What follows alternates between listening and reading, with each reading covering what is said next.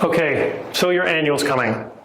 I'm excited to be part of it with you, or if you've graduated and are doing it on your own, I'm excited for you to have this time with each other because it's such an amazing bonding time. Remember that the bonding time is an important, really important part of our annual planning session. So the quarterlies are really about more get stuff done, really cranking through things. Yes, we do that a little bit at the annual, but the bonding part is really important. So I hope you're all disconnecting, you're getting away, that we were able to go out for dinner together as a team after the first night and really coalesce some of the team health learning that happens during that first day, okay?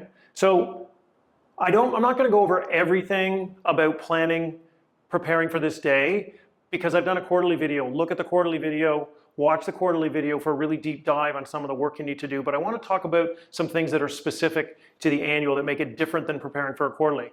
But I do wanna emphasize, in the same way I talk about in the quarterly, if you wanna get the most out of the day, these 2 days together, you must prepare. And because it's an annual, there's more stuff you're gonna be looking at.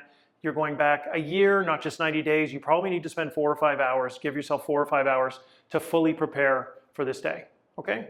First thing you wanna do, no matter how many annuals you've done, whether it's your first or your fifth, read 5 Dysfunctions of a Team by Patrick Lencioni.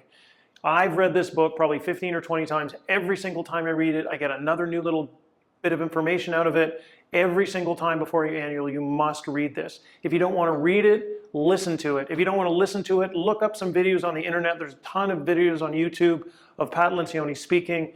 Get this information to you, into yourself some way or another, because it's going to help you during the day. It's going to help you with the work we do, and it's going to help you become a better team, okay?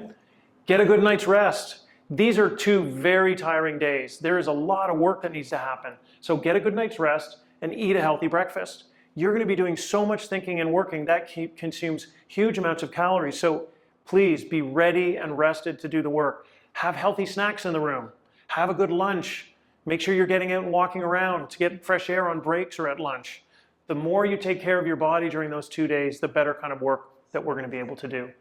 Read your prep email. You're gonna get an extensive prep email from me if you're still a client. Please go through the email. Look at the things I ask you to do. Do the things that I ask you to do. Do the deep dive on the VTO, et cetera, which number 4, go through your EOS tools. So as I said, look at the quarterly and go through that same sort of cadence. Here's what's a bit different at the annual. Number 1, when we do the work on the VTO, we tend to go a little deeper. We sort of, one of the things I shared it with you is everything's on the table for change at this one. It feels, because we've done the team health work, it feels as though people are willing to go a bit deeper. So do go a bit deeper on your prep in the session, okay? When you're looking at the 10-year picture, the 10-year target, are you still believing it? Are you still bought into it? Does it need to be tweaked or changes? Is it still right? We're gonna be doing a new 3-year picture, so really take some time to go through the 3-year picture and say, what's on here that just doesn't feel like it paints the picture? What have we accomplished? What have we actually done ahead of schedule that can come off? And what are some new things, thinking to the future, thinking another year out, what are some other things that we can add to the list that will make this picture even clearer for the coming 3 years? You've now got to put some thought into a new 1-year plan, because now you've got to come up with some revenue targets. So you need to come prepared to make those predictions on what are the revenue targets we're going to be doing for the next year. And you need to come with ideas around goals, those most important priorities that you're going to be focused on as a team and as a company for the next 12 months, okay?